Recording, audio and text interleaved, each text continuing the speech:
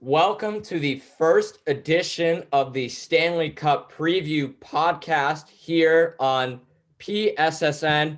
We have our three top hockey analysts here. We have Jordan Hession. We're rocking the Penguins. Jake, is that a Jake Gensel jersey you got there? Nah, this is actually my Chris Letang jersey. You know, the Penguins called for the gold out this year. Got to represent with the gold. Yeah, we also have Chris Lemmo in the disappointing Flyers jersey. He's when I asked him about getting on this pod, he was upset because he was the only guy that his team didn't make the playoffs, surprisingly. Isn't that right, bud?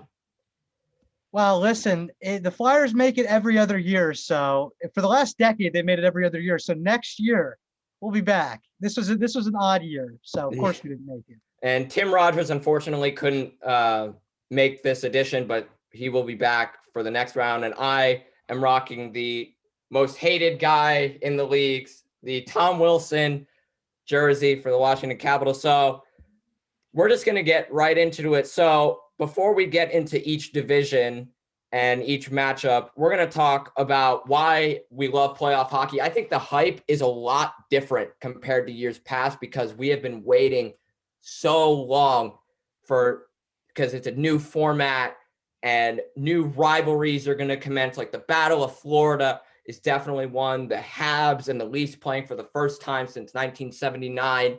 So, Jordan, I'm going to start with you. What do you love about playoff hockey? I mean, where do I start? It's playoff hockey, boys. The energy that's brought into the stadiums, the intensity you see on the ice, the late game heroics that you see in the series. I mean, there's so much to love about playoff hockey. I'm just excited because, you know, we had the bubble last playoff season. That was nice to have with everything that was going on in the world, but to have fans back in the arenas and especially how exciting this entire season's been, I'm ready to sit down. I'm ready to grab a drink, have some peanuts. Let's watch some hockey, boys. Yeah, I mean, look, the energy in the building, especially now that fans are going to be back, is just unmatched. I mean, look, I still think that playoff hockey is probably the most exciting playoffs of any sport. You could just feel it in the arena. I mean, like you can hear it on your TV. It's just a different kind of energy. And obviously, I mean, the hatred is also just different. I mean, for me growing up, I think the series, since the Flyers still haven't won the cup in my 21 years of existence, but the big series was, of course, that Flyers Penguins series with all the hatred and then the coaches screaming back and forth. That's what playoff hockey is just all about to me. Yeah, and I got tickets to game 2 of the Capital series, so that was awesome. I love the intensity, the back and forth. It's hard to put into words, really, about what makes playoff hockey so special. And this year, I think it's going to be even more special due to the new format, and there will be a worthy champion for sure. So now we're going to talk. So obviously, this is a new playoff format because normally you would have, the top 3 teams and then 2 wildcard teams in each division make the playoffs. So this year, it's the top 4 teams in each division, so no wildcard spots. And this, like I said, could make for some new matchups. We could have normally an East versus East Stanley Cup final because normally it's an East versus West. So what are your thoughts on that, on the playoff format, guys? Well, I think the format pretty much, I mean, this year I think is pretty much how it actually would have been. I mean, looking at the divisions, it looks like the top 4 in each would have made it. There wasn't going to be like a 5th team in a division that would have made it under the wild card format. I definitely think in terms of the alignment of the division and the matchups, I love the North Division. I mean, I think that's something that, I know that some of the rivalries like Canadians, Bruins and stuff wouldn't happen if we go back to the original format, but keeping the Canadian teams together, I think is something that should be looked at in the future. I mean, I can tell you right now that the Leafs Habs series is probably the series I'm most looking forward to. I mean, just from a rivalry perspective, I think the Leafs take them in like 5, but just from a rivalry perspective, I think that's awesome. I mean, it's hard to argue with Chris right there. I think the North is going to be the most intense between all the Canadian teams playing against each other in playoff format. But I love this format personally. You get Nashville versus Carolina, which we would never see normally in a normal hockey season. So that's going to be intriguing to see right there. You got John Hines, you got Rod Brendamore, two coaches from two different ideologies of hockey are going to play against, are going to coach against each other in a series.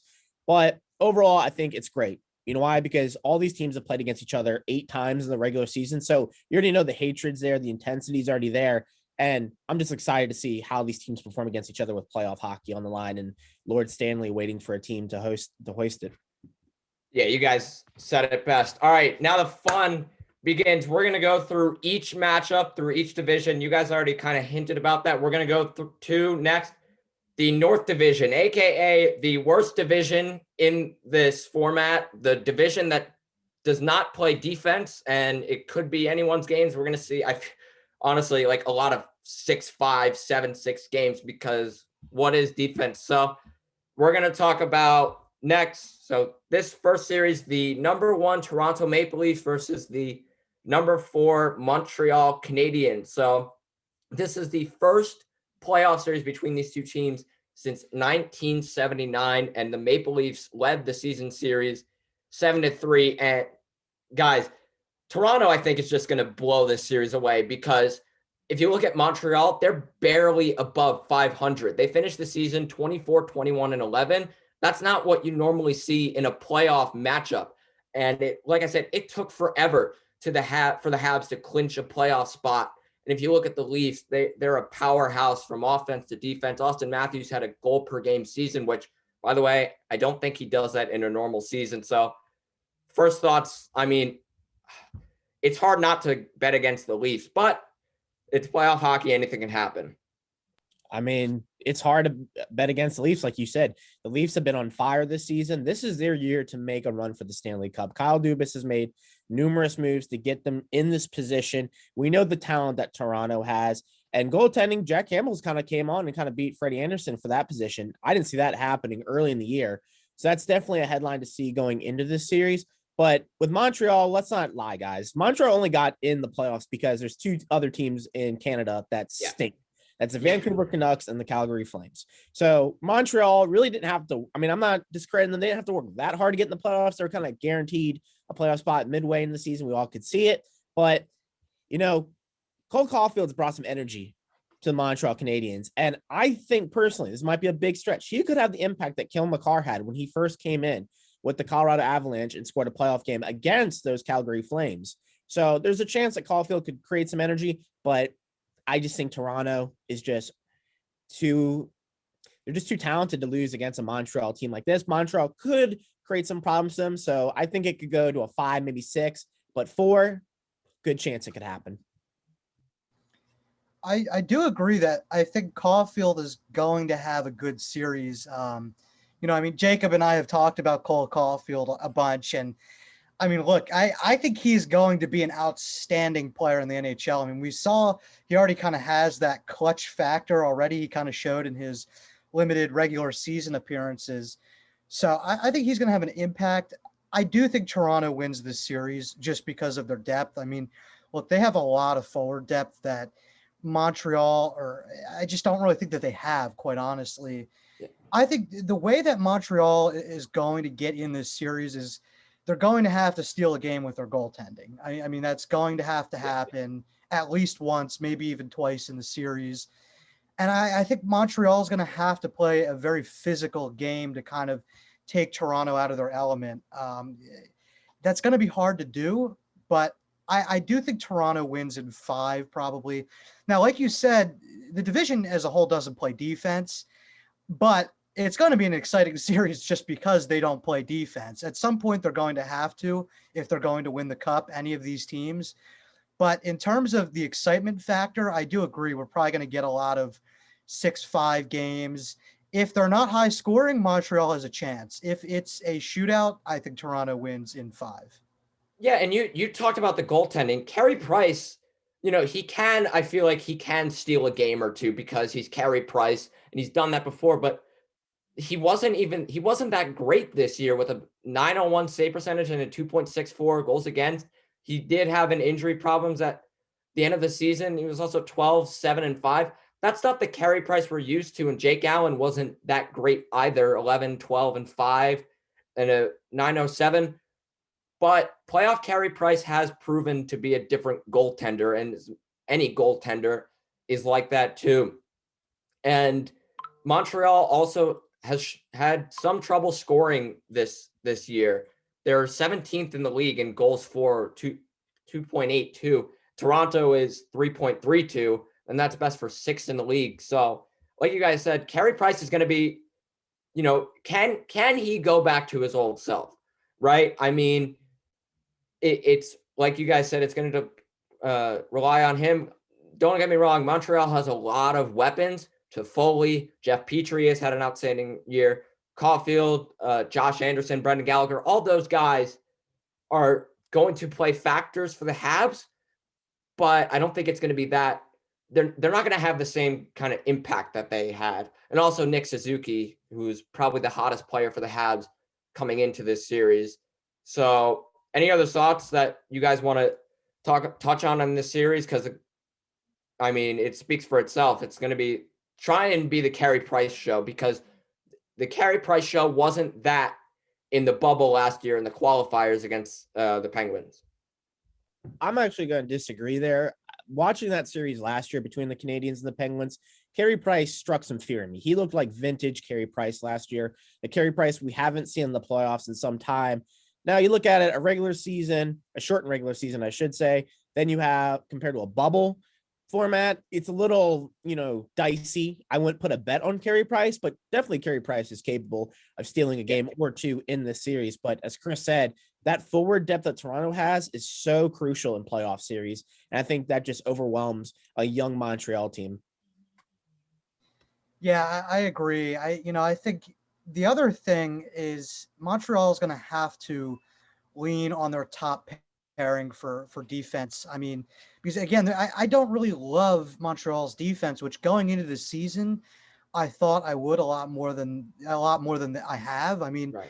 Alexander Romanov's another guy that he was kind of the guy that I expected to have a big breakout year in his rookie season. He really hasn't. And of course, the trade for Eric Gustafsson, he stinks. I mean, so Chris knows a lot about Eric Gustafsson. yes, I know. I trust me. I have watched Eric Gustafsson enough to know that he will make negative impact in this series. But they're going to have to rely on that. And of course, they're top heavy in their forwards too, with Armia, Suzuki, Tatar. Those are kind of their big three. Outside of those guys, I don't love their forwards. I mean, their bottom six to me is no match at all for Toronto, and the bottom six for Montreal. The only way that they're going to have to make an impact is by being physical and kind of negating the bottom six advantage for Toronto. Yeah, I agree with both of you. Chris, I like how you said that the bottom six just going to have to do its role. Try and beat Toronto physically. That might swing the tide a bit. But so I think we're all in consensus. I'm going to say Toronto in 5. Jordan, you said Toronto sweeps Montreal? I'm going to say Toronto does sweep Montreal. I could see where we get to 5 or 6 games, but yeah, I'm going to stick with my 4-game prediction. Yeah, I'll go Toronto in 5. Yeah, you guys said it. All right, so now we're going to go on to the next series. This series I'm really looking forward to. The number 2 Edmonton Oilers versus the number 3 Winnipeg Jets. A lot of people, I've heard some noise. The Jets could bring up some competition. This could be a small upset. You have the best player in the league, Connor McDavid, 33 goals, 71 assists, 104 points, the impossible in a 56-game season. That's how talented he is. And then you also have Leon Draisaitl. But is depth going to be the question again for the Edmonton Oilers? Because they were second. They were the number 2 seed. And we always know depth scoring and depth in general is a huge factor in a playoff series. Is this another question for the Oilers? I think it is going to be their biggest question. I think if you look at just the depth, I have to say, I think Winnipeg's probably the deeper team, but that doesn't really necessarily matter. I mean, Connor McDavid, if anybody could single-handedly negate the other team's depth, it's McDavid. That's how good he is. I mean, I'm just looking forward to seeing him in the playoffs. Again, last year, He had 4 games in the playoffs, had 9 points. Really, he's only had one extended postseason run in 2016-17 season when he was only 20 years old. He had 9 points in 13 games with Edmonton. So this is going to be his first, I think, extended run possibly in the playoffs. But they're going to have somebody else step up. I mean, obviously, Winnipeg is going to try and mark McDavid as close as you can. I mean, it's nearly impossible to shut down McDavid and Draisaitl for that matter. But the problem again here is the bottom 6. I mean, the bottom 6, James Neal is probably, I think, my favorite player, at least on that bottom 6. He looked good years ago when he was with the Penguins and, of course, Nashville. I don't think he's going to be able to kind of tap into that magic. If he could, that would be huge because they're going to need a third guy on that team that can score. And then, of course, the defense for Montreal. Again, they have the top pairing in Darnell Nurse and Tyson Barrie that I actually like a lot. But besides that, they're not great. I think Ethan Bear is decent on that bottom pairing. But other than that, they don't have the depth that I think Winnipeg has. For me, it's goaltending. We've talked about the depth and the goaltending probably is the two main issues why Connor McDavid hasn't been able to go that next level and Leon Draisaitl as far as getting to a Stanley Cup. But let's admit it, Mike Smith has had a pretty good season, guys. 21-6-2. That's pretty nice right there. And he has a goals against average of 2.31, which I didn't really see coming into the season. But goaltending is always a big issue for the Edmonton Oilers. Excuse me. It's kind of like a one-punch deal. You don't know what you're going to get from the Oilers. Are you going to get depth in the series? Or are you going to get good goaltending? They're two big issues for them. I mean, personally, no offense, Chris, but the Oilers are getting to that point where they're like the Flyers. They need to find a goaltender, and it just hasn't been there yet. And I think that's what is really holding back Connor McDavid, Leon Draisaitl from reaching that next level. But I will say one player who I'm really looking forward to in this series for the Edmonton Oilers is Jesse Puljujarvi. I want to see how he does. He comes back to the NHL this year. He makes an immediate impact in that lineup, and it helps Connor McDavid. And then you look at Winnipeg. Winnipeg is an interesting team this year. I think there's a chance they could upset Edmonton if Edmonton doesn't play to their level and they're capable of doing, as we mentioned, the lack of depth and the goaltending issues. But, you look at that lineup, that's still a talented lineup in Winnipeg. You have Kyle Connor over there. You have Blake Wheeler. You have Mark Scheifele. And what about Connor Hellebuck? We have a Connor versus Connor fight in the series, not physically, but, you have Connor Hellebuck in net. You have Connor McDavid, two of the best players in their respected positions going against each other in the series. So definitely something to look out for during the series. Yeah, goaltending is everything. We're going to talk about that a lot in the other series. Both guys, Mike Smith had a terrific season after he was with Was he with Edmonton last year? He was, right? I'm not mistaken. Yeah, he was with Edmonton last year. He played one playoff game in that series. Yeah, and Mike Smith has to be good. If he's not good, Mikko Koskinen is not going to win them games. I don't like blaming goaltending. Mikko Koskinen is a bad goaltender. He is not good. So it's going to be all on Mike Smith because we've talked about the depth. It's not quite there, even though their power play was the best in the league at 28.1%. They have good special teams, okay defense, 2.73 goals against. That's 10th in the league. But I agree with you guys. Goaltending is going to mean everything. I mean, the Oilers led the season series 7-2, but playoffs are different. And Connor Hellebuck, I think, will steal a game or two, which is why maybe I think the Jets will upset the Oilers. Because of that goaltending. And also the Jets are going to, I think Nikolai Ehlers is going to return. That's a huge addition for this Jets team because he had a terrific season with 21 goals. And unfortunately his season was cut short due to a season-ending injury. So yeah, I think I'm going to take the Jets here I think it's going to go 7 because I think it's going to be a back and forth series, but you can't always count out the best player in the league because Connor McDavid can turn a tide in the series and absolutely steal a game along with Mike Smith. Yeah, I have to agree. I think Winnipeg can take this series. I mean, if you just look at the scoring depth that they had this year, you got 8 guys with 10 goals plus. And actually, I mean, Pierre-Luc Dubois would have had 10 goals, I think, if he played more games so easily. So I agree. I mean, I have to say, I think Winnipeg wins this series. They're always a dangerous team with good goaltending. I mean, again, they actually have two pretty good goalies. Their backup was pretty good this year too. But I think Connor Hellebuck can take this series, or swing it at least, by having a couple big games. And then of course, Nikolai Ehlers coming back is huge. I really like him. I thought actually that there was some talk of him getting traded back early in the season before the whole Line deal went down. I think it's good that they hung on to him. I mean, he, to me, is, I think, one of their top three players on that team. Now, I think outside of having Connor McDavid, there's nothing that stands out to me that Edmonton has that is better than Winnipeg. I think Winnipeg is much more of a sum is greater than their parts kind of deal, where they don't really have a huge big name superstar, but they have a lot of guys that can score. I mean, like, you look at a guy like Andrew Kopp. He's another guy that was quietly really good for them this year. 15 goals, 24 assists. So I think the other big question for them was defense this year. Last year, Winnipeg's defense was horrible. They've been good enough this year, the top pairing of Morrissey and DeMello.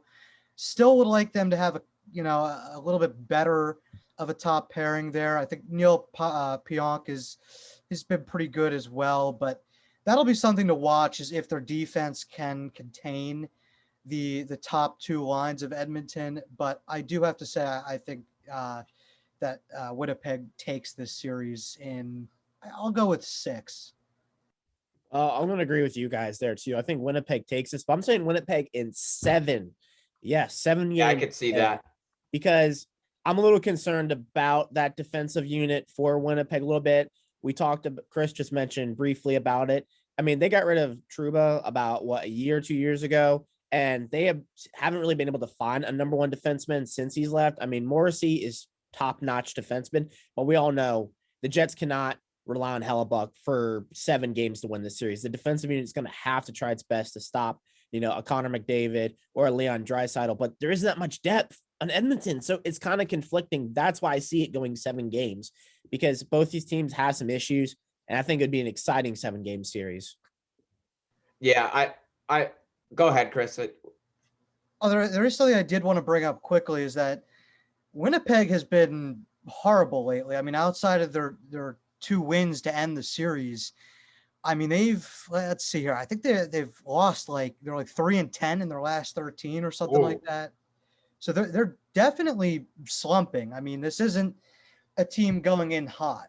So take that for what you will. But yeah, that definitely changes everything, because I always go back to the 2016 Penguins, the hottest team in the league, and they blew by the Stanley Cup playoffs, and they ended up winning the Stanley Cup. So going into a playoff series cold is definitely not what you want. So I'm actually glad you brought that up, Chris. That's definitely something to consider. Now we're going into the Honda West division, the top. Oh my goodness.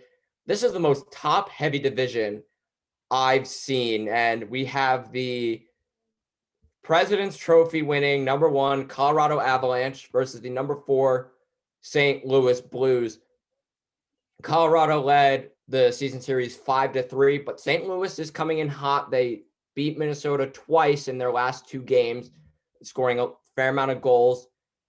Man, this Colorado team is so fun to watch. They were consistent, but the one thing that's going to hold them back, possibly, is the health.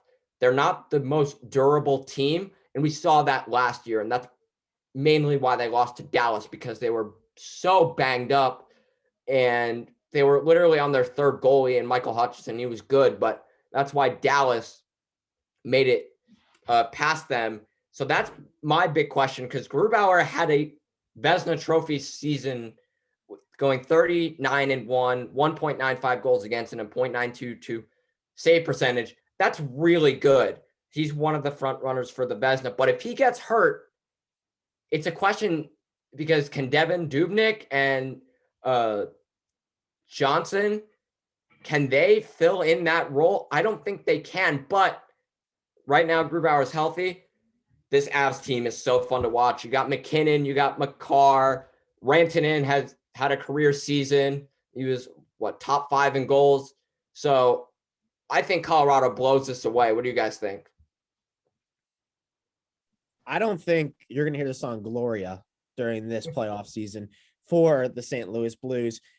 Colorado, what can we say about them? They've been one of the more talented, if not the most talented team. Like you mentioned, President Trophy winning team with the most points this season. They make watching hockey fun. It's must-watch TV with that first line with Landeskog, Rantanen, and Nathan McKinnon. So for me, I like Colorado's depth overall. They have depth on their forwards. Their defensive unit is stacked, in my personal opinion. You have Cale Makar. You have Gerard, Tays. You have a lot of gritty, skilled defensemen in that blue line with the forward depth they have. And St. Louis, we've seen this before. They've kind of gotten hot before near the end of the season and made their run for the Stanley Cup. I don't think that's the case this year. They've lost a lot of heart and grit, losing Pietrangelo in the offseason to Vegas, and they just haven't been able to replicate that production from him, from anyone. Torrey Krug, personally, has been a disappointment going to St. Louis, has not performed to what was expected for him for the contract he signed. Overall, I think it's going to be an avalanche in St. Louis. It's just going to be, it's going to be quick and done. So I'm going to say 5 games because I do think that St. Louis will pull 1 game out, but goaltending with Jordan Binnington, that's like driving a car blind. You don't know what's going to happen. You could get in a car accident, you could make it alive. So that's what St. Louis is really going to be hoping on, is that Binnington shows up for the playoffs. Yeah, I agree. I just don't see how St. Louis wins this series. I mean, Colorado to me looks like a team that should go deep in the playoffs. The one thing that might concern me about Colorado is, maybe they don't have that kind of grit factor that, like, you saw Tampa Bay added and then they won the Stanley Cup. Maybe they don't have that. I mean, that's, I guess, the only weakness I can see on that roster. I mean, other than that, though, it's just ridiculous how good they are, and especially defensively. I mean, their top 4 is by far, I think, the best top 4 defensively in all of hockey. I mean, the Taves trade to me before the season was excellent. I thought he was outstanding last year with the Islanders and has been even better this year in Colorado. And then, of course, you have Cale Makar, who's one of the best, if not the best, young defensemen in the league. And then they have Samuel Girard and Ryan Graves. And those two, I think kind of go overlooked because of the top pairing on defense, but they've also been excellent on defense there. And I think you look at, like, Samuel Girard is top 10 in points right now on that team with 32, in fact, one above Taves. So I really like this Colorado team. They should definitely go deep in the playoffs. I mean, when you have like a top 2 that looks like, I'm looking right now at the line combos that looks like they do with Landeskog, Jost, Rantanen, Burakovsky, Kadri, Donskoy, and that's without Nathan McKinnon. I mean, that's a good top 6 as is, but then you add Nathan McKinnon back to that mix. They're excellent on forward too. The only question is that Jacob brought up is how durable are they? They have shown in the past that is kind of their kryptonite. And that's why I say that they don't really have that grit. They don't have a lot of guys that are kind of, I guess you could say, feisty, or, I mean, they have a couple of them, or guys that are really durable. So if they get banged up, that's how they go out. So, I think St. Louis is going to have to be physical and put pressure on them. I mean, obviously that's what playoff hockey is all about. But to win this series, St. Louis is going to have to take them out of their element, but I don't see how they do it. Yeah, but around the gritty, Pierre-Edouard Bellemare is one of those guys. I think the Avs have the best top 6 forward group in the league. That second line of Burakovsky, Kadri, who's the winger on that line, Nichushkin, someone like that. That could be a first line. Andre Burakovsky had a career year. I can't pick the Avalanche to win the Cup because they won the President's Trophy. And if you ask any Capitals fans, they know about the President's Trophy all too well, and I just can't pick them. But they'll go far, and obviously there will be a threat. on to St. Louis. Jordan Binnington is a definition of a one-year wonder type goaltender. He was given a big contract, and he wasn't even having that good of a year. What was it? 6 years at 40. I don't even know what it was. I know the term was 6 years. He was 18, 14, and 8 with a 2.65 goals against average. You don't give a goalie 6 years for those type of numbers, especially after if he was given that contract when he won the cup, maybe it would have been better, but I'm not really sure. And St. Louis, they're good. I think they're going to put up a good fight, but I'm with you. Colorado's offense is just too powerful. Their power play was 8th.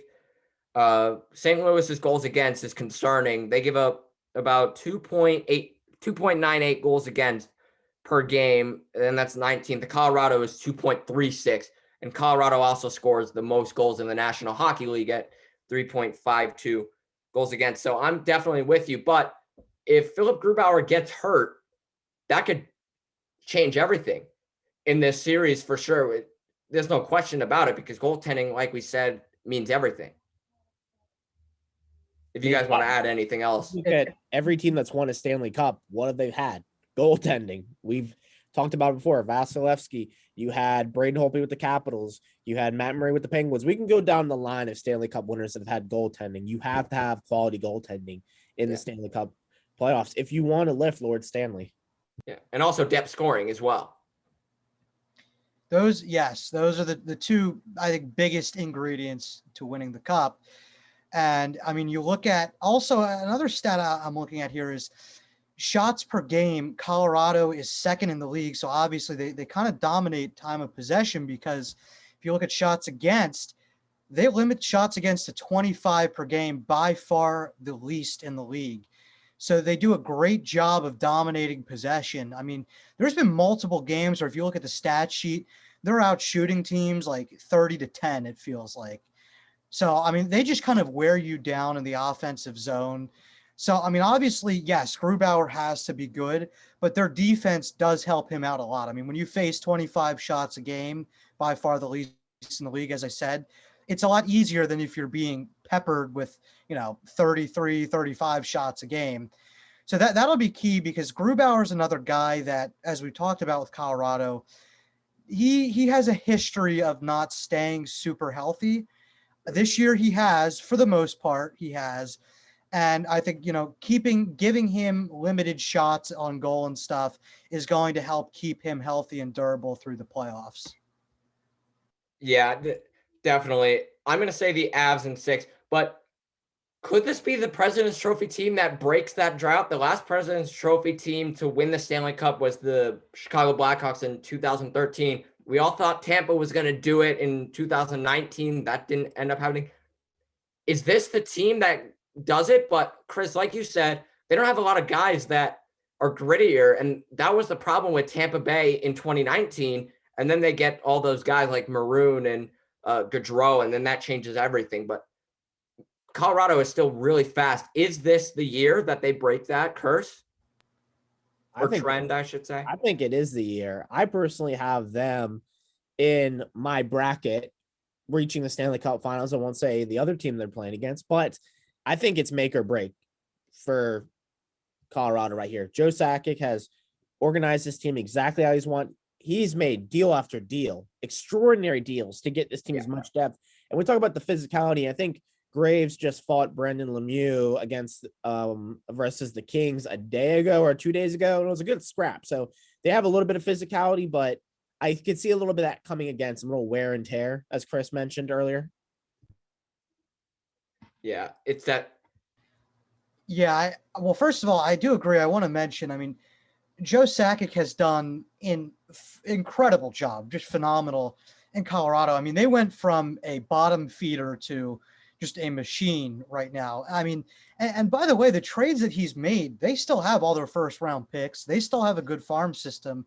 So it's not like he's completely destroyed them. I mean, like they're a durable winner, this team. They're not old either. I mean, like if you look at their top guys, everybody's 30 or younger, both offensively and defensively, and in goal too with Grubauer. So they're going to be a machine for years to come. So while it does kind of feel like they have to break through at some point because, you don't want to waste too many more years. I mean, McKinnon has 2 more years on his contract before they have to pay him an absolute boatload. I mean, right now he's getting 6.3 million and he is going to get a big pay raise. So yes, they do have to maximize his window, but they do have a team that should be consistently good going forward. Now, that being said, I think as to whether they win the cup this year, I definitely think they get there. It'll be really tough. I definitely think they get there. Look, I don't see a Tampa Bay like upset where they lose in the first round or two. They should at least make it to the conference finals. So I think however far they go after that remains to be seen, though. Yeah, I agree with you guys. So predictions, I have the Avs in 6. I don't know about you guys. And I also have them reaching the Stanley Cup final. Yeah, I'm going to go Avs in 5. 5 as well, boys.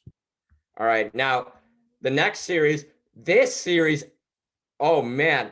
The number 2 Vegas Golden Knights, another extremely deep team. They have depth. They have size. They have speed. Against the number 3, yes, number 3, Minnesota Wild, a team that was like in mediocrity through the past, decade, into one of the most fun teams to watch. And it all starts with the Calder winner. If he doesn't win the Calder, then there's problems there. Kirill Kaprizov, 27 goals, 24 assists, and 51 points. He's a fun player to watch. And also, Kevin Fiala has been terrific. He has 20 goals, 20 assists, and 40 points. I actually have Minnesota upsetting the deep Vegas Golden Knights. And I may look, you could come back to this and comment below on how I look dumb if Vegas ends up crushing Minnesota. But Minnesota led the season series 5-3. What do you guys think? Am I losing my mind if picking Minnesota here? I think it'll be a close series. I don't know that they win, but I would be shocked if this is decided in less than 6 games. I think it could even go 7. Minnesota was just the surprise of the year in a good way. It's been a long time since they have been legitimate contenders, it feels like. But obviously, Kirill Kaprizov he makes them that. A lot of guys really, if you look at a Jack Hughes, it takes these big prospects a year in the league to kind of get their feet wet before they break out. It did not take a year for him at all. Obviously 27 goals. He is outstanding. I think I probably should have seen this coming a bit more just because of the time he's spent in the KHL. The KHL is a lot different in that, you got a lot of these guys that come up, from college hockey and the AHL. That's a lot different of a league than the KHL. The KHL, spending a couple years there will definitely get you ready for the NHL, as we see with Kaprizov. So I think he's going to make a big difference in this series to get some more of that scoring, because they don't have a ton of guys that can really score Minnesota outside of that. Kevin Fiala had a great year. Zuccarello, I thought, was okay this year. Joel Eriksson Ek had a good year. He almost scored 20 goals as well. So they definitely will be in this series. I do think the depth and goaltending of Vegas is just too much to overcome. Cam Talbot had a pretty good year, actually, going 19-8-5 out in Minnesota. But I do think Marc-Andre Fleury kind of gives them that depth there in goal. When you have 2 guys in Lehner and Fleury averaging over or under, 2.3 goals a game, I just don't see how Minnesota is going to be able to crack that. But I do think this series goes deep into 6 or 7 games. Well, for me, I was looking over some stats of the 2 teams. You know what I did with those stats, guys? I threw them out the window. It's playoff season. None of that matters. The regular season. Yes, the Minnesota Wild were 5-1-2, I believe, against the Vegas Golden Knights. That's an impressive stat right there. But like I said, I threw that out. Like Chris said, that depth of scoring is, I think, is what's going to hold the Wild back from winning this series. We can talk about all we want about Kaprizov. He has rejuvenized hockey in the state of Minnesota. I mean, when was the last player for the Minnesota Wild that actually made you get up in your seat and go, ooh, ah? What, Marian Gaborik back in like the mid-early 2000s? Prime Zach Parise. Zach Parise, like, is that what we're really talking about that long ago? I mean, that speaks for itself how bad Minnesota is getting talent. But let's, look at it in a full picture. Vegas is deeper everywhere. They're deeper offensively, they're deeper defensively, and they have a killer 2-goalie tandem with Marc-Andre Fleury and Robin Lehner. So you comprise all that together. I think Vegas wins this in 5. I think Minnesota will steal 1 game. One thing to note, though, is that, Vegas's power play and the penalty kill is kind of right now. The penalty kill is actually at 17.8%, which is the 3rd lowest of the 4 playoff teams from the West Division. So that's a little concerning, but I think they're just highly more touted and talented against a Minnesota team that just doesn't have that depth scoring. And Cam Talbot doesn't get me excited in goal in net. He doesn't.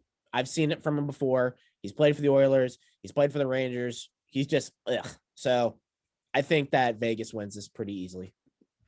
Yeah, I mean, I have to have some upsets in my bracket, and this is one that I'm looking forward to because, Minnesota this year is like the Vegas Golden Knights of 2018. Like they're a hungry team. They're like the band of misfits. They're, no one's really gonna.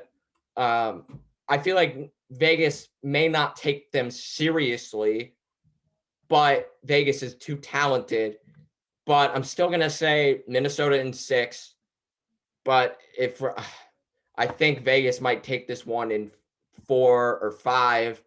This series is going to be very, very interesting, and I'm looking forward to that. Minnesota, a lot of guys from Minnesota had career years. Joel Eriksson Ek had 30 points. Foligno had 26 points, along with Nick Bonino. Jared Spurgeon is great on defense. Matt Dumma was also really good. So they have a lot of guys. They have guys that can play, they have guys that could play good, solid roles that can maybe throw Vegas off their game a bit. But yeah, Vegas is very, very talented. Mark Stone is becoming into the elite category. He had 61 points. Pacioretty was great. You look at a guy like Chandler Stevenson, who was terrific. Marcia Smith and Marc-Andre Fleury and Robin Lehner, they both won the Jennings Trophy. So yeah, I agree with you, but I'm going to say Minnesota in 6. This is on the record, so this will be featured on, I don't know, some Old Takes Exposed account on Twitter or somewhere else. Yeah, I mean, I don't think it's completely outlandish to say that this is going to be a close series, but I do have Vegas in 6. I do think that goaltending tandem for Vegas is just nothing short of incredible. And it does seem like Vegas is going to be getting healthy. I believe Alex Tuch is going to be coming back. I also believe that Max Pacioretty was a bit banged up. He should be back. Ryan Reeves could be back. Same with Alec Martinez. So there's a lot of guys that they have banged up right now that, the health could be an issue there for Vegas. But if they're healthy, I do have them winning this in 6. I do think that they have that depth that Minnesota still doesn't quite have. The only thing is, and Jordan brought this up, neither team's power play is good. Vegas ranking 22nd and Minnesota 24th in the league. So that'll be something to kind of watch going forward. Vegas actually does have the top penalty kill in the league right now, though. But definitely going forward, whoever wins that series is going to need to get their power play going if they're going to advance, past the second round. Yeah, I'm definitely with you guys there. So you guys have Vegas. I'm going to say Minnesota, but it'll probably backfire on me, but we'll see there. So we're going to transition now. We're 2 divisions left. We're now talking about the Discover Central. This is the division where I have my Stanley Cup winner, the number 1 Carolina Hurricanes versus the number 4 Nashville Predators. Carolina absolutely dominated Nashville this year, taking the season series 6-2. I picked Carolina last year, but this year they just know how to play. Rod Brind'Amour better win the Jack Adams this year because he knows each of his guys. They know how to play good, solid, fast hockey, and that's why I have them winning the Stanley Cup because, like I said, they just know what to do. Sebastian Aho was excellent. Svechnikov was terrific. Guys like Teravainen and Jordan Staal also had a good year. Martin Necas had an outstanding season. He was their breakout star. And also Nedeljkovic. Alex Nedeljkovic is probably going to be the number 1 going into this series. I don't have his numbers off the top of my head, but he was excellent. Mrazek was good too, but he was banged up.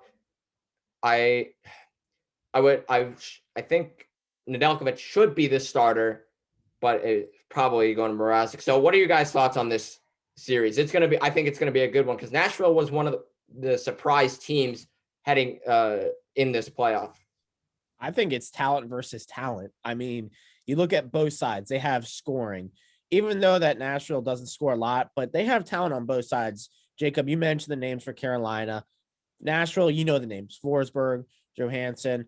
We can go down the line. They have some talented players there, but I'm picking Carolina because Rod Brind'Amour has changed Carolina. Carolina used to be a fire dump a few years ago, a legit fire dump. Like Alexander Semin went to Carolina, and I think he went back to Russia. Like it was a trash organization since they won their Stanley Cup back in 2006 against Edmonton Oilers. But Rod Brind'Amour, you know what he really focuses on with his team? They pressure opponents heavily. They force turnovers, and they turn those turnovers into golden opportunities to score goals. I love that. He gets production from all of his forward lines. The defensive unit is pretty talented right there with Dougie Hamilton on the back as well. So for me, I think they're just out-talented Nashville. Now, don't get me wrong. Nashville fought to get into the playoffs. Like, we talked a few months ago, and we're like, oh, it's the Matthias Ekholm sweepstakes. Like, who's getting them? Like, Philadelphia at the time, who's looking for a D-man. Tampa was in that discussion. That ultimately didn't happen. So I have to give my credit to John Hynes and the Nashville Predators for, getting, I hate to say it, but getting their crap together and actually playing like a hockey team and getting in the playoffs. But I'm with the bunch of jerks. I don't know if I can even call them a bunch of jerks anymore. I just think Carolina wins the series. I'm going to say it can probably go to like maybe 6 games, 5 or 6 years. I'm kind of on the border right there. Yeah, I love this Carolina team. I think that they should make a deep run in this playoffs. And, they have a great defense that I think kind of goes, under the radar outside of, maybe Dougie Hamilton. But Brett Pesce, Brady Shea, Jake Gardiner, Jake Bean, they've all had good seasons. They have a lot of talented young defensemen on this team and down on the farm. So I really like what they've built there in Carolina. And then, of course, the scoring depth. I mean, the Vinny Trocheck trade for or down there in Carolina with Florida has looked really good. Actually, they're going to play the main guy that they traded him for in Eric Holla, who is now in Nashville. But that trade to me looks awesome. I mean, Trocheck has fit in excellently in Carolina so far with 43 points in 47 games this year. I do think Carolina takes this series. Nashville, to me, look, I got to give them credit. I think they're a team that I finally thought, earlier in this season, I was like, okay, this is a team that's finally about to rebuild. They had their chance to win the cup, didn't do anything with it. They're done for now, but they did get it together, as Jordan said. I mean, Philip Forsberg being the main guy there, he's played well. Also, Jussi Saros has kind of taken over as, goalie of the future there, with Pekka Rinne kind of getting old and not really playing as well anymore. So Nashville does have some bright spots there, and I mean, deserves all the credit for turning the ship around. I mean, again, it feels like just yesterday I was trying to draw up some trades for the Flyers to get a defenseman from them, and it turns out that the Flyers were sellers and Nashville was the buyers. But, I don't know that they have a ton to really work with there scoring wise. I mean, their top goal scorer this year is Granlund or Yarncroc. So they don't have the scoring to match, I think, with Carolina. And that's why I have Carolina winning that series. And a big reason why they don't have that scoring, Matt Duchene was not good this year. I mean, he was injured. Matt Duchene had 13 points in 34 games this year, and he was given that big contract. That's not Matt Duchene, and he wasn't great in Ottawa. In his prime, he was really good. But yeah, I would like to see more from Matt Duchene for sure. But Cal Yarncroc had a really good year. Granlund and their rookie, apologies if I say his name wrong, Eli Tolovin, I believe, Arvidsson. So I think Nashville will put up a good fight. Saros, I think, could steal a game or two, but Carolina, they're just too talented.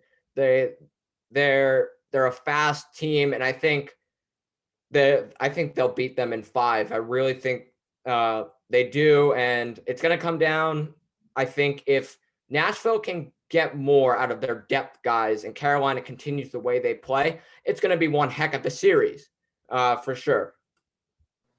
You know, the other thing I do want to mention quickly is Carolina has great special teams. So they have the 3rd best penalty kill right now at 85.2% and the 2nd best power play at 25.6%. So they have been excellent on special teams. And again, that's another thing.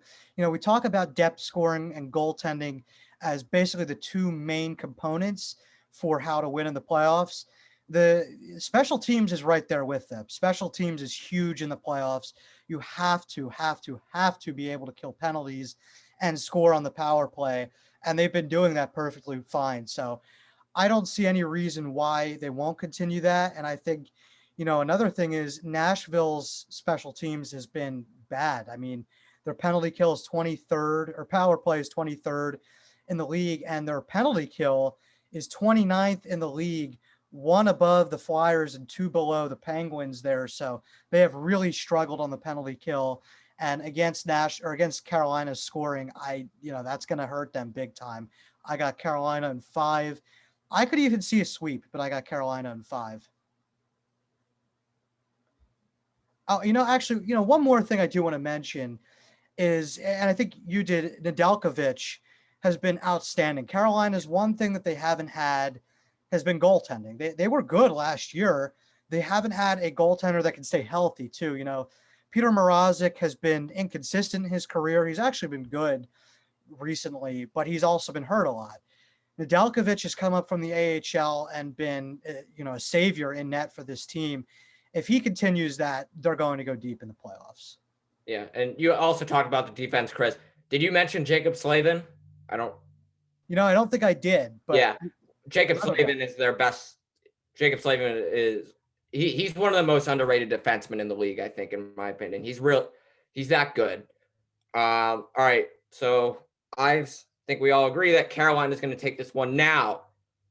Oh man, this series is going to be terrific, and we've already seen some of that because there were some fights. The number 2 Florida Panthers versus the defending Stanley Cup champion number 3 Tampa Bay Lightning. Florida dominated them this year. I forget what the season series was. I think it was 5-3 in favor of Florida. I'm going to take Florida in this one. They're a talented team. Like this year, like we have not seen a Florida team this talented. Carter Verhaeghe had an outstanding year. Patrick Hornquist was phenomenal. We know about Alexander Barkov and Jonathan Huberdeau. And also their goaltending situation has been good. Chris Driedger was excellent. Sergei Bobrovsky was good at times. And even without Aaron Ekblad, their defense was great. Mackenzie Weegar had a phenomenal season and proving to be a legitimate top pair defenseman in the NHL. So I'm taking Florida on this. I don't know about you guys here. What do you make of the Florida Panthers this year? Because I don't think anyone saw this coming. I definitely didn't see this coming at all. I mean, I thought with, some of the moves that they've made recently, I mean, obviously with Trocheck being gone and stuff, I didn't think that they were going to compete, quite honestly. But Carter Verhaeghe has been awesome for them. And I think, of course, he's going to be energized. I mean, playing the team that traded him away, who wouldn't be here? So I think he's going to have a big series. I think that this series goes to 7. Chris Drieger has been awesome in goal. I shouldn't say awesome. Well, I mean, 2.07 goals against. I mean, I would consider that awesome, but he's been really good. And then Bobrovsky, we'll have to see how he does. I think that he should probably be backing up Drieger. I think Drieger should absolutely be starting in net, in the playoffs. So we'll have to see who they start. But Florida has just really, the depth is what surprised me. Alex Venberg is another guy that he has the highest shooting percentage on this team, 20.7 shooting percentage for him. And I wouldn't have expected it. I mean, he's kind of underwhelmed in Columbus the last couple seasons, traded him away, didn't get as much, I forget the return on that, but I think it was pretty underwhelming if I remember correctly. And he's had another breakout season for them, probably his best since the 16-17 year in Columbus. So they have definitely raised expectations there. I mean, of course, we know what Barkov is. He's been excellent, but Carter Verhaeghe and Venberg adding, 2 more centers. They have a lot of center depth now. And then, by the way, Sam Bennett coming over. I was just about to bring him up. He's been excellent. That scoring line. Excellent. Yeah. I mean, coming over from Calgary. In fact, he kind of Calgary and him didn't seem to get along. It seemed for a while there that a trade was going to happen. He only had 12 points in 38 games in Calgary. Well, now he's 15 points in 10 games in Florida. So everything seems to be going right for Florida right now. It's tough to write them off. I mean, obviously, the way Tampa played last year in the playoffs, you kind of think that Tampa's going to pull this one out, but I don't know. It's tough this is going to be the best series, I think, by far in the first round. I mean, Tampa Bay, they're not, the dominant big brother they used to be for how many years against the Florida Panthers, where the Florida Panthers weren't competitive. Yes, they won the Stanley Cup last year, but, Chris was talking about that depth that the Panthers have. Did you know that in the Central Division, they had the most goals per game with 3.36 and shots on goal per game at 34.9? That just tells you how much depth the Florida Panthers have. Now, I was a little concerned when Aaron Ekblad went down. I was like, oh, that's a really big, player they're missing in their lineup, let alone just the production he makes and how important he is to the Florida Panthers.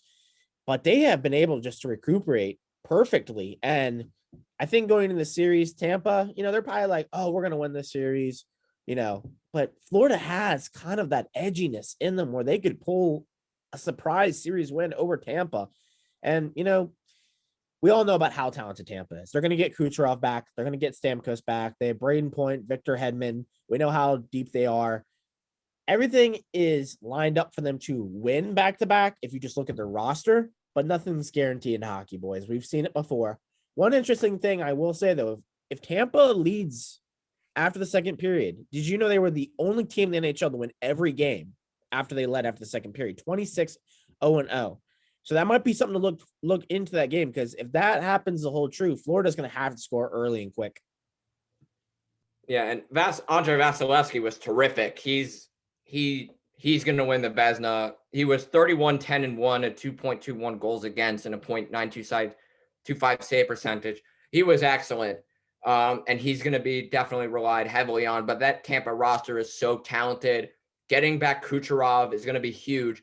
But I think Kucherov's going to have an impact, but I don't think he's going to have the impact that we know he can have, because it takes a while to get in game ready shape, especially getting thrown right into the playoffs after he missed the entire regular season for a massive injury this year. And Steven Stamkos was good, but then he got hurt again. But Tampa still found a way to win. I like Braden Point.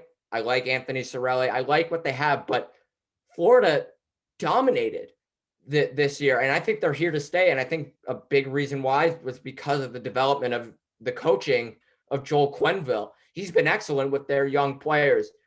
That second line of Florida with Bennett and Duclair, those guys have been excellent. Both of them have 10 goals. So I'm going to say Florida in 6. And I think they preparing to go on a deep playoff run and maybe even here to stay for when we go back to normal. I really want to pick Florida. I do. And I wouldn't be shocked at all if they win this series. I'm going to have to go with Tampa in 7. I do think this goes 7 games. Now, the thing for me really here is the depth and playoff experience that they have. I do think playoff experience is pretty big. And, Florida hasn't really had the experience of going deep in a playoff series, going to a game 7 and having to win in that kind of environment.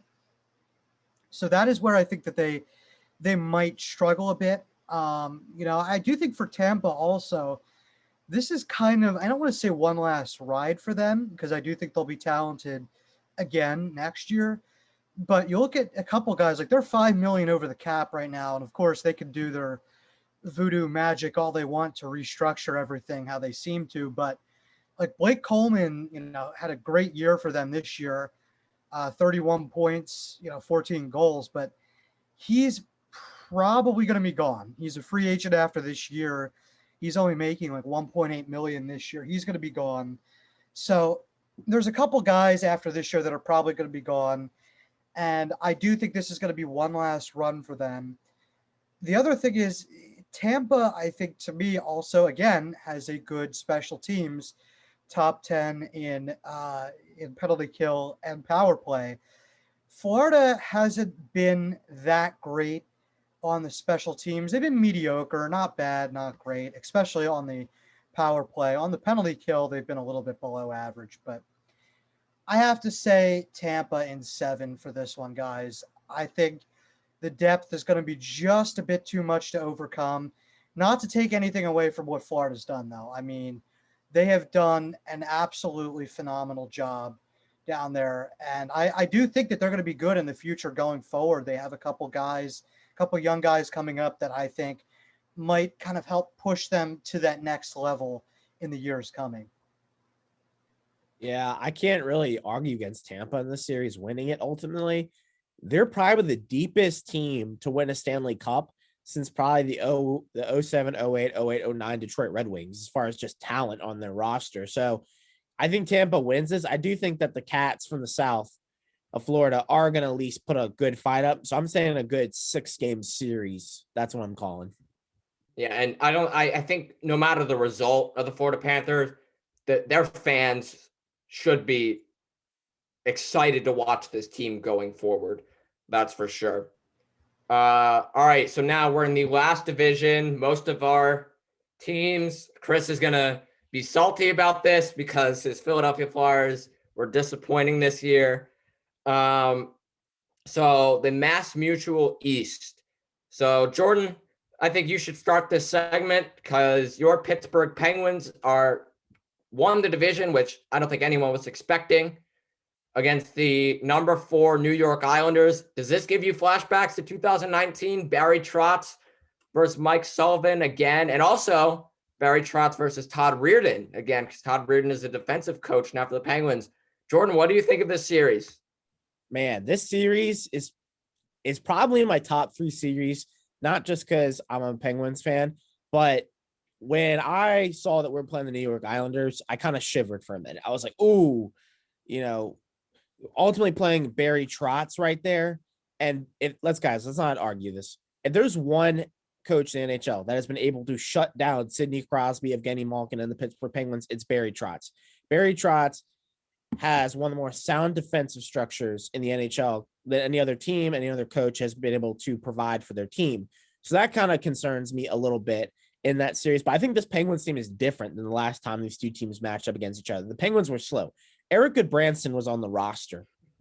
Eric Goodbranson is one of the more lackluster defensemen the NHL's ever seen. He's gone. It's been a couple years, and the Penguins have forward depth. It smells like the back-to-back cup years for me. I'm getting excited right now. I see the depth scoring. You get a healthy Evgeny Malkin coming back. You get a Brandon Tanev coming back.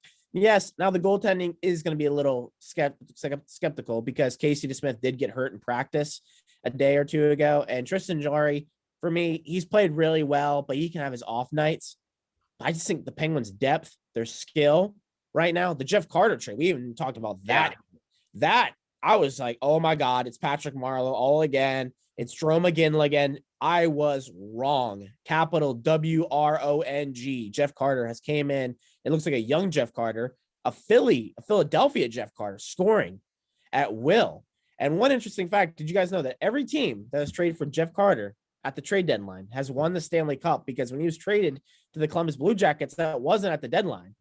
So when the Kings acquired him, they won the Stanley Cup. So if we look at history, history should repeat itself. But I think that overall, the Islanders are going to give the Penguins a really tough fight.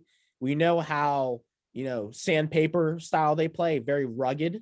I just think the Penguins have a lot more skill. I think they're ready. I think they're ready in the series to kick some butt, and we'll ultimately see if that happens. But I think it'll be a very close series. Yeah, the Islanders are, they're an interesting team. I think they're 6-7-3 over their last, 15 games. So they're not exactly hot right now. But they can, when they're going, they are the most frustrating team to play against. I mean, last year's playoff series, the amount of times I've screamed at my TV because they just play the most boring, when they're going, they play the most boring style of hockey, and it works. But clearly right now, something is up with their system that it seems like teams, I don't want to say have figured them out recently, but they're not playing their best brand of hockey right now. So I do think Pittsburgh is catching them at a good time, and that's why I have Pittsburgh winning this series. Now, nothing's to say that Barry Trotz doesn't get the guys going and they look like they did last year when they went on that run, but I don't see it right now. They haven't showed any real signs of life again over the last 15 games. And Pittsburgh's forward depth is just outstanding. I mean, even with Malkin having, a down year, Crosby and Ginsel, have looked awesome, of course. Brian Rust looks great. Jaron McCann, when healthy, has looked good. And the Kasperi Kapanen trade has looked very good as well. So, they have that scoring depth up and down the lineup. They have a bunch of guys that can beat you. Jeff Carter, 9 goals. Zach Aston-Reese, 9 goals. Jason Zucker, 9 goals, which, by the way, the Penguins did win that Jason Zucker trade, I think. But, I mean, they have a lot of scoring depth, which, as we've said multiple times on this podcast, is huge. So I do think that they're going to win this series. The only question for me is, like Jordan said, the goaltending. Tristan Jarry is very hit or miss for me. Same with Casey DeSmith. I do say that the Islanders probably have the edge in terms of goaltending. I think Sorokin and Varlamov are a great 1-2 punch and probably up there with Vegas for the best 1-2 punch out there. But I have to go with Pittsburgh on this one just because of the scoring depth and the way they've been rolling recently. Yeah, it pains me to say it because finally the Penguins have scoring depth. I mean, that was missing for a while. Jeff Carter was a terrific addition by Ron Hextall. Kasperi Kapanen has been great. And Brian Rust has 42 points in 56 games. He was phenomenal this year. He was like, what was he, like a point per game? It looked like he was a point per game player down the stretch. He was excellent. And Chris, like you said, something about the Islanders, they're off right now. They lost in overtime to the Bruins in their last game. Something isn't right, but I feel like Barry Trotz will address that. We know what the Islanders have up front. Barzal, and also talk about Barzal, he was benched recently, so something isn't right there. But Anthony Beauvillier has been hot. Brock Nelson, they're going to be without Anders Lee. So that's going to be interesting. I think the Penguins will take this one in 6 games because of their depth scoring. I do ultimately see the Penguins winning this series, but I'm a little intrigued at the series because Kyle Palmieri hasn't worked out yet. Neither is Travis Zajac. Well, the Devils just threw Zajac in there. We all know he wasn't going to produce at all. He's basically nothing at this point. But we all know that when the Islanders come home to their barn, the Nassau Coliseum, that is one of the more hectic, loud arenas, if not the loudest. No offense to Vegas, but that is where I see the Islanders could potentially tie that series up, because that is a hard place to play. That is old time hockey right there, boys. But going off what you guys said, I think the Penguins win this. I think it's more of a 5-6 game series. I can't really pinpoint yet. But overall, I think it'll be a great series. I think it's must watch hockey.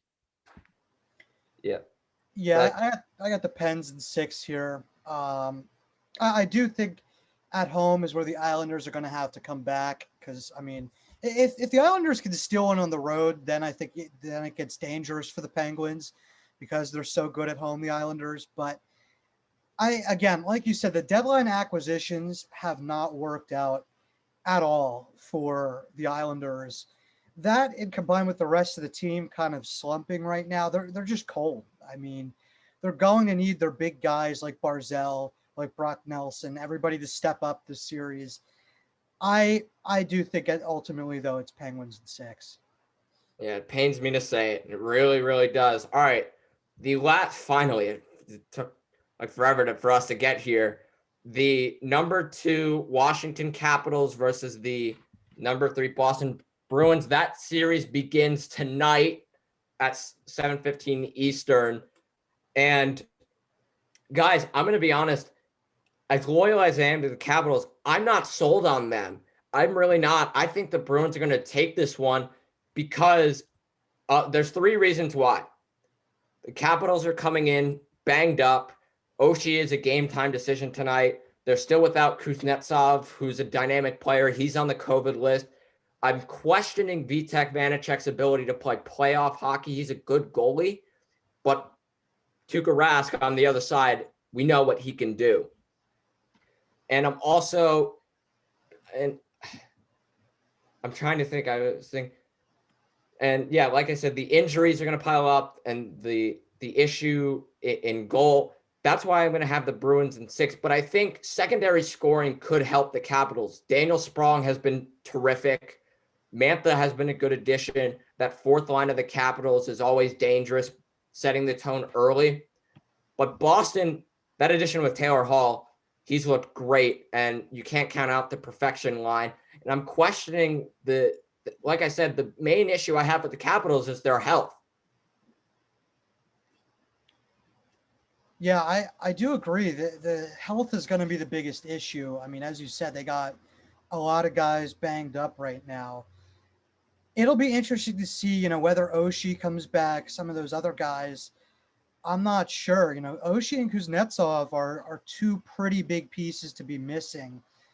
And I don't know in goal if either of the young goaltenders are going to be able to handle the pressure of, playing in the playoffs, especially now, with buildings, coming back closer to full capacity and being loud and stuff like that. It's going to be really tough. I do have the Bruins ultimately winning the series because of that. I think Washington being banged up down the stretch has really hurt. And it may, even if they're 100% healthy, it may take some time for some of these guys to find their legs. And I know we were talking about this back when the Flyers and Caps played, Jacob. And, there's a fine line. Obviously, they weren't resting their veterans. They were just banged up, between getting rest and wanting guys to play down the stretch to kind of get in the swing of things.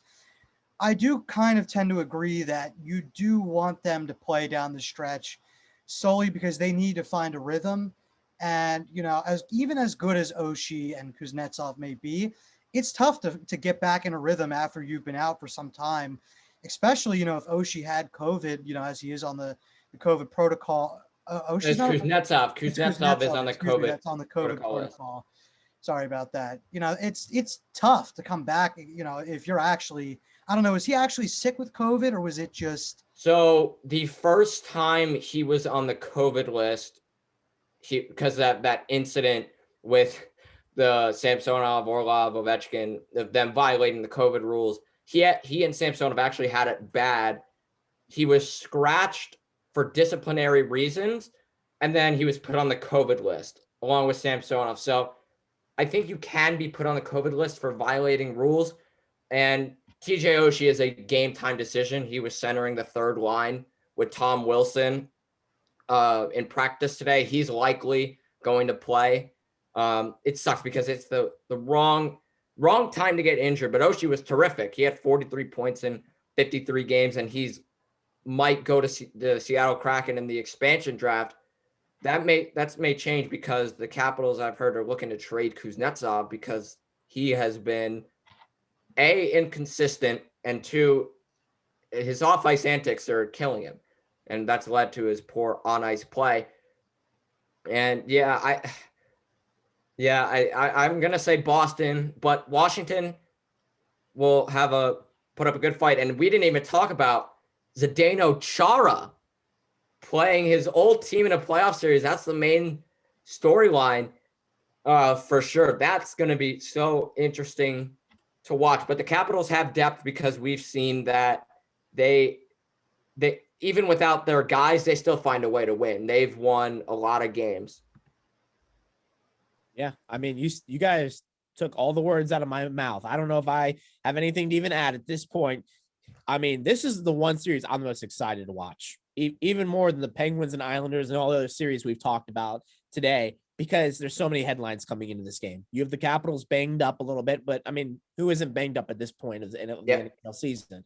So you have to take that in consideration. You have the young goaltenders. I think there's a good chance you're going to see both of them in the series, most likely, Samsonov and Vitek Vanacek. And then, you have Zdeno Chara playing against his old team. You have on the Boston side, you have Taylor Hall, who I think has 14 points since coming to the Boston Bruins. Even Mike Riley, who I didn't even really know much about, he has provided great depth on the blue line for the Boston Bruins. You have Tuukka Rask getting back in the playoffs after he left the bubble last year. So there's a lot of headlines. And we need to talk about the Tom Wilson incident between the Rangers, because personally, I think that was a lot of wasted energy. I think that was the wrong time for that kind of stuff, because you're coming right down the wire to the playoffs. The Caps knew they were going to get a playoff spot. To use all that energy against a team that wasn't going to make the playoffs, it's kind of a head scratcher. But I will say this, and I'm guaranteeing it. It may happen tonight. We're going to have a Tom Wilson versus Trent Frederick fight in this series. 2 of the heavyweights in the NHL. And I think that's going to be an amazing fight to see. I'm calling that in this series, no matter how many games this goes. They will fight each other. Yeah. So I think it's going to be physical. Also, the number 1 line for the Boston Bruins, we've talked about it, Brad Marchand, Patrice Bergeron, first year as the captain. And then you also have David Pastrnak. They have 10 goals against the Capitals, just that line. Yeah. So that's going to be interesting to see. But I can't doubt the Capitals out of it. I still can't, because they're the Capitals. The Capitals always are in these series, no matter what. Yeah, they might have had their issues in the playoffs, all these years, but they won the cup. And they still have a good amount of guys from that team. And leadership. You cannot count out leadership in the Stanley Cup playoffs. So I think, honestly, 7 games. I'm calling it 7-game series right here. And I can't tell you who's going to win. I can't. I'm so tied between both teams.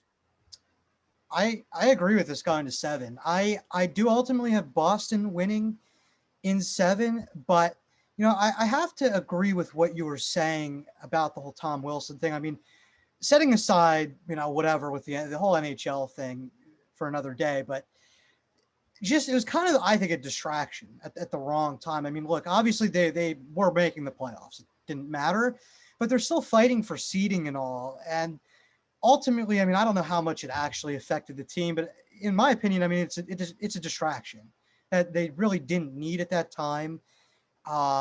So, it'll be interesting to see. Obviously, I agree with what you said about Wilson and Frederick. I think that, place your bets now, that absolutely will happen. But, I mean, the key here is the perfection line for Boston. They have been absolutely that perfection with Marchand, Bergeron, and Pasta. And then the second line has been really good with Taylor Hall, of course, coming over. I mean, look, now that he's actually on a winning team, it appears that he's actually good. Shocking, I know. But I mean, putting him into a winning, buffaloed, and now he got unbuffaloed. Right. I mean, maybe taking him out of Arizona and Buffalo, not exactly known as perennial winners, actually helped the guy, which, shocking. But and setting him on the line with Krejci and Smith, he's looked awesome as well. And then even the third line is playing well. I mean, Nick Ritchie, I think, has had a good season. So they do also have that depth. So both of these teams have the depth that we talk about. The goaltending advantage, I think, goes to Boston there. So, And I think both of these teams can be physical, very physical too. So it's a pretty close matchup. I think solely because of the goaltending edge, I got to go to Boston in 7, but it's going to be a close matchup. I significantly doubt either team runs away with this one. Yeah, I do agree. And we can make a whole other podcast about Tom Wilson and his value and his antics, but that's for another time. So we've gone through each division. So we'll make this quick because I think we're running out of time. Each of you think of a surprise team that didn't make the playoffs. Chris, I know you're a team, so we're just gonna start with you. Just talk about the Flyers. Why they were my pick to win the Mass Mutual East Division, and they were not good. Carter Hart was not great, but it's mostly because of the defense. Go ahead. It's all yours. Yeah, well, obviously, look, Carter Hart didn't have a good season at all. It's tough when you have the mites on ice for defense playing in front of you. I mean, if I have to watch that defense be run out there one more time, I mean, there's only so many times you can watch Eric Gustafsson just get. I mean, he was like a turnstile out there with people going through him. I mean, it is amazing how bad that guy is. The entire team, though, just seemed off to me. I mean, outside of Joel Farabee and, Oscar Lindblom coming back from cancer, those are the only two good stories. That's it. Travis Konechny didn't have a good season, in my opinion. Obviously, Carter Hart didn't have a good season. All of the defensemen took a step back. I don't know where you go forward. I don't. I mean, I think obviously they thought, I don't know that Niskanen was the big issue.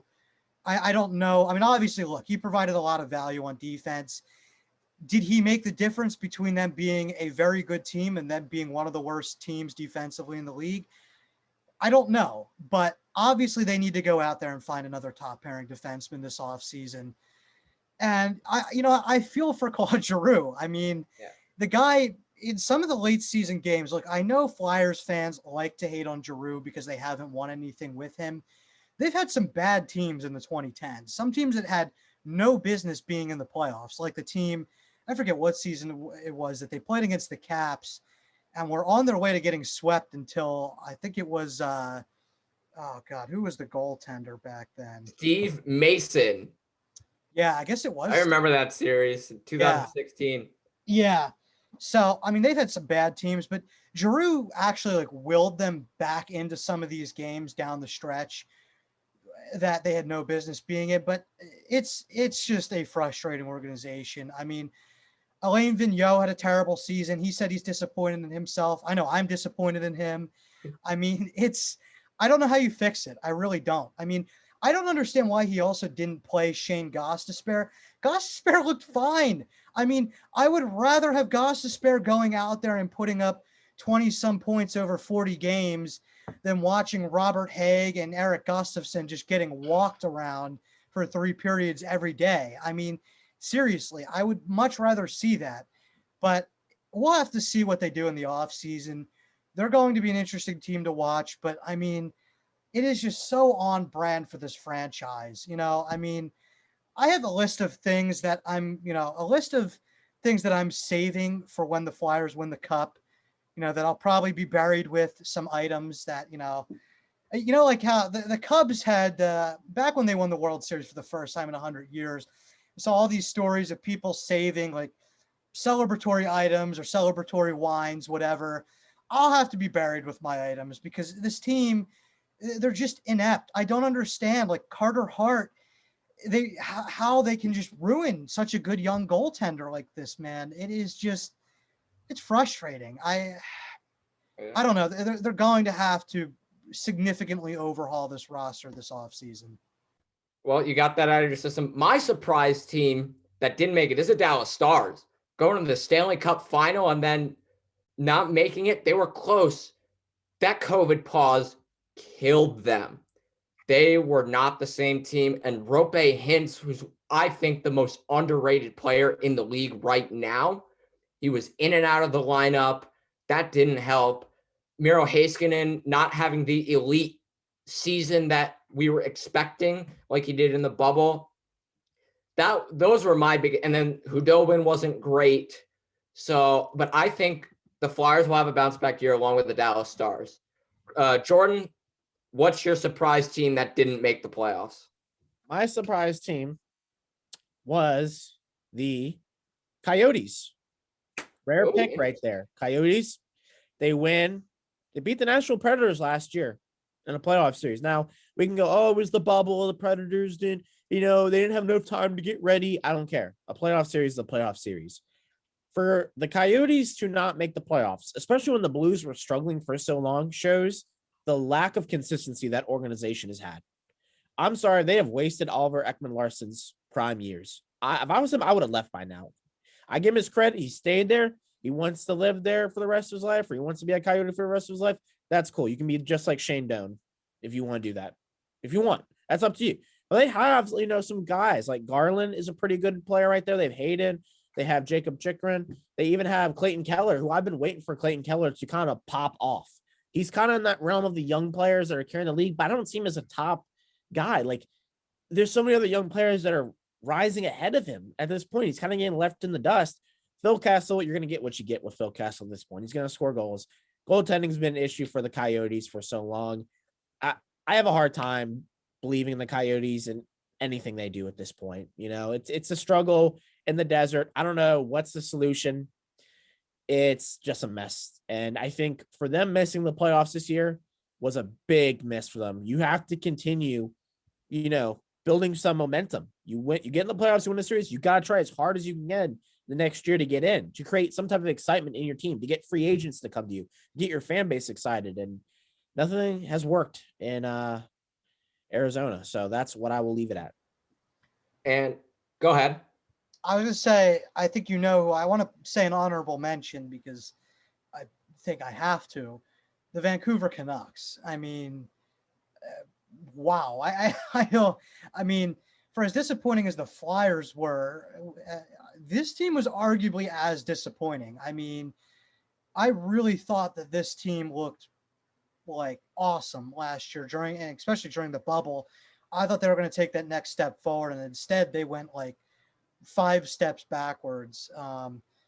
Goaltending was a huge issue, and I'm sure you can talk about Holtby because he was not good. Yeah, and Thatcher Demko was. Yeah, Holtby, I'm not sure how they're going to fix him. He wasn't good.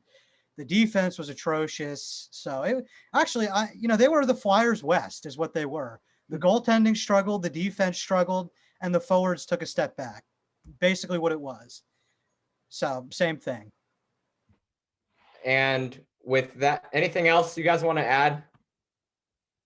I think that's about it. Just looking forward to a good first round here. Let's do it. So with that, that's going to wrap it up for this edition of the Playoff Preview Podcast. We will be back hopefully for the second round preview for Chris Lemmo and Jordan Hession. I'm Jacob Cheris, and let's do this. Playoff hockey starts now.